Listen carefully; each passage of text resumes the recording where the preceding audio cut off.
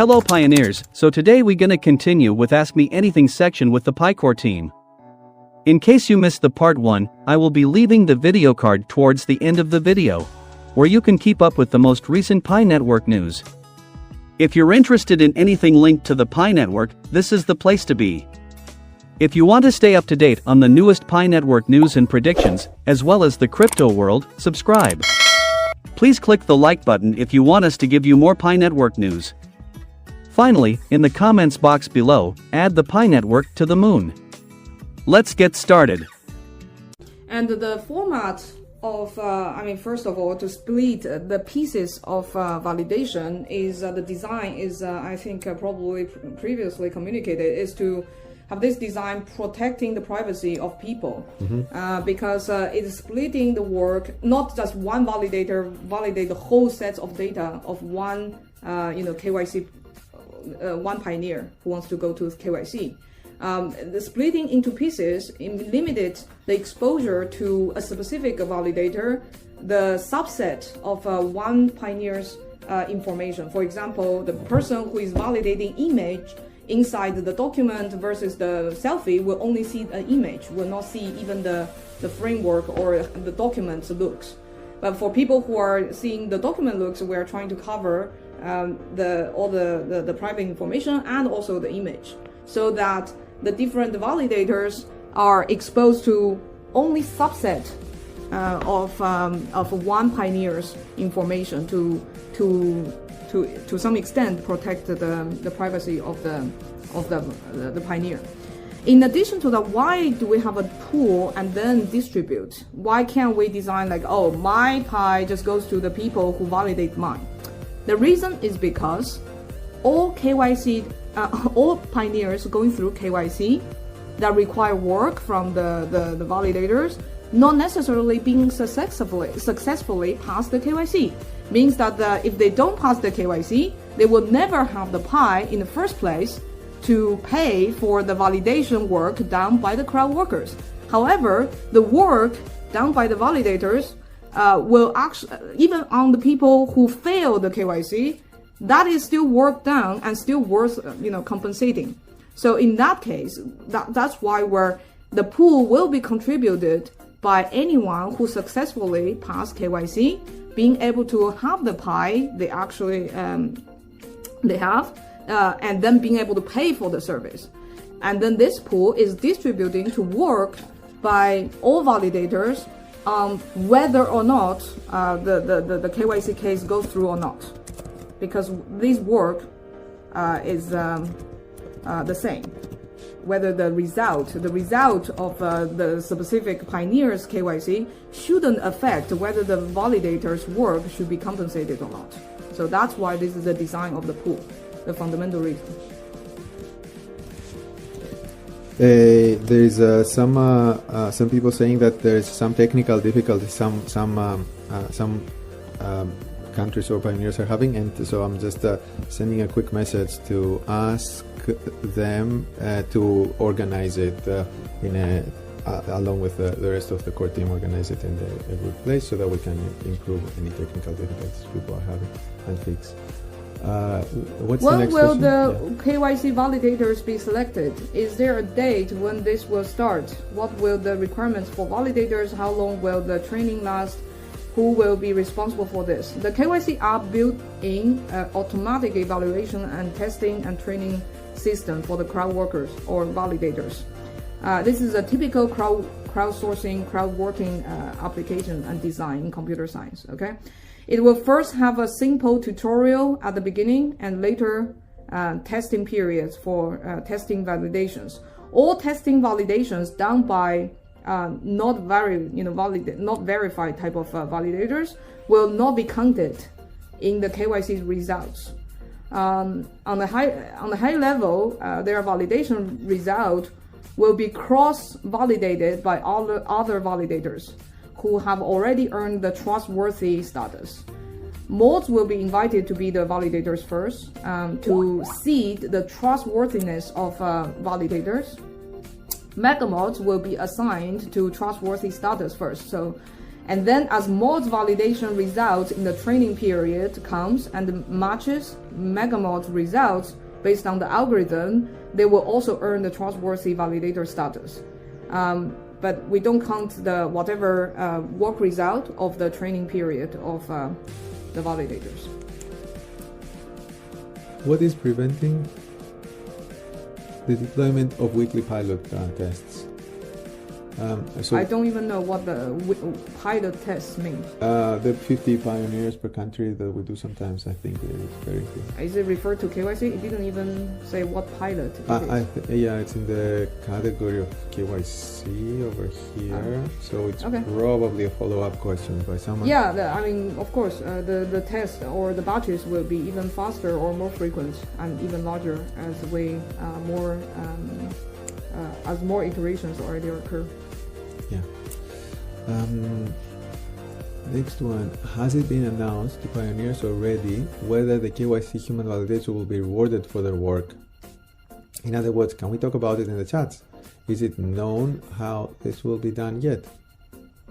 Yes, I basically we just explained. Yeah. Yes, validators will be paid eventually, but and also the mechanism, it takes some time to understand how much each piece of subset of the piece of the work is actually going to be rewarded, and excluding also the contribution of failed KYC will be covered by the design of the pool. Will miners who do not meet the AIDS criteria will be able to KYC once they do?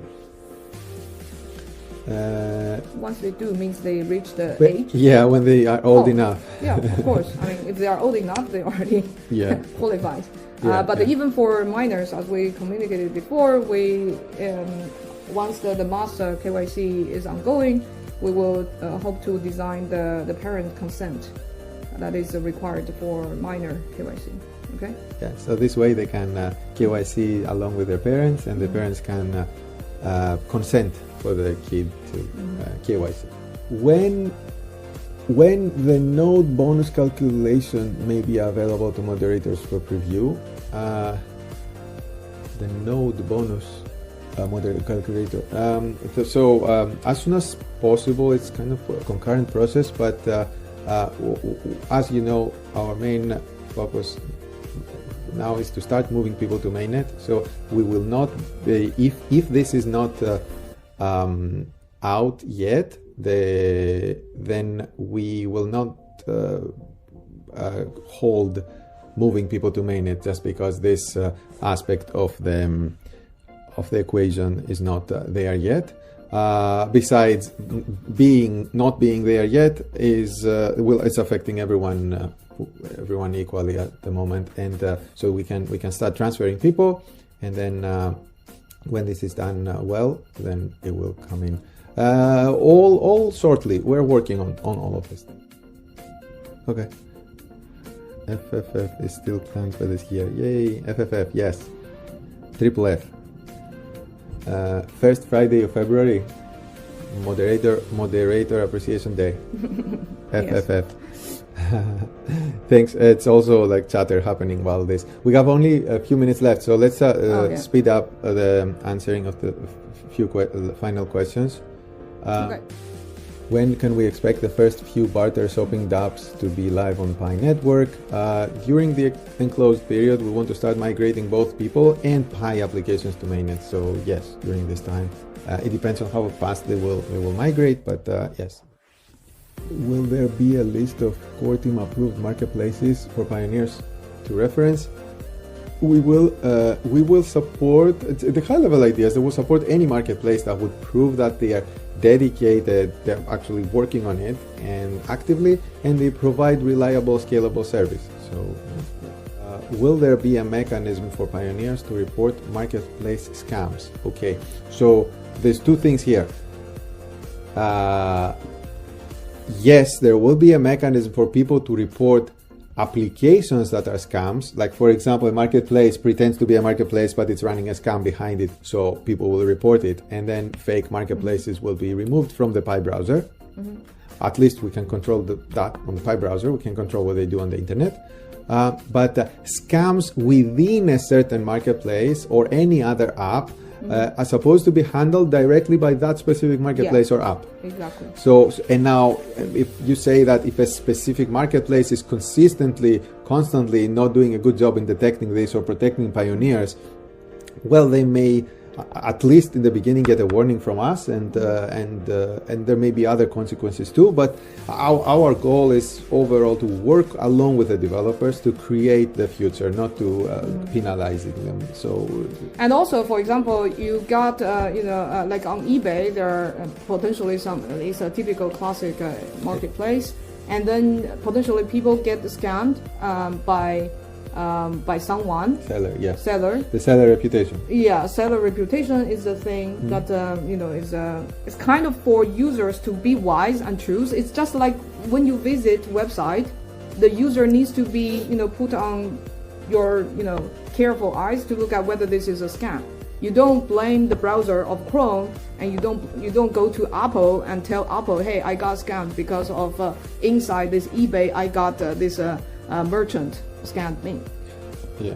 One important improvement that Pi can offer over eBay and other places is that people can potentially have a global reputation on Pi. Exactly. So what we can do is designing the social and system-wise ways to try to prevent it happening, but it's still on the individual user being able to decipher which one is more scam, just like when people visiting websites. Okay, there is some questions about nodes by Anonymous. It's already 10 o'clock, but okay, I'll go really quickly. Maybe the high level idea for these questions is that the focus of this period is to get the nodes up to speed as well, so that all the nodes are ready to migrate to the mainnet now. So when Open Network starts the first day, these nodes will be able to essentially take the blockchain and participate in the network. So you will see during this period of enclosed mainnet a lot of improvements in the node application itself. How many nodes are currently active? Well, it's a lot. There's more than 70,000 potential nodes active each day. I mean, the 7,000 is what I checked for yesterday, more than that. But we haven't approved the new nodes in a long time. During the enclosed mainnet, we'll approve a lot more nodes and possibly even allow anyone who wants to be a node to automatically, or like no approval anymore, automatically become. But then all the nodes that have higher history, more reputation, they will obviously be programmatically, other nodes will trust them more. Let's see, what else can I see quickly. Yeah, other questions like node operators to automatically join the chats. Similar, we wanted, first thing for the chats is to split them out as a separate app, and then it will be a continuous addition of users. People are asking what's about the same IP, if they are sharing the same IP. They can do it, but currently only one of them can be supernode. No other downsides. Okay. Great. All right. Well, very nice having this meeting with you guys. Thanks, everyone. Thank you so much for your hard work and supporting the community and helping the core team.